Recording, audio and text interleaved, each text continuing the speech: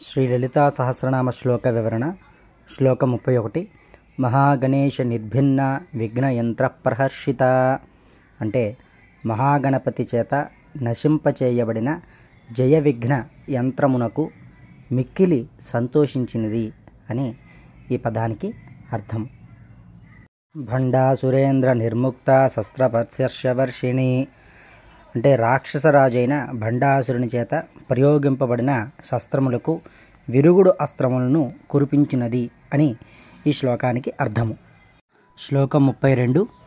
కరాంగులిన కోత్పన్న నారాయణ దశాకృతి అంటే చేతి వేళ్ల గోళ్ల నుండి పుట్టిన విష్ణుమూర్తి యొక్క దశావతారములు గలది అని ఈ పదానికి అర్థము.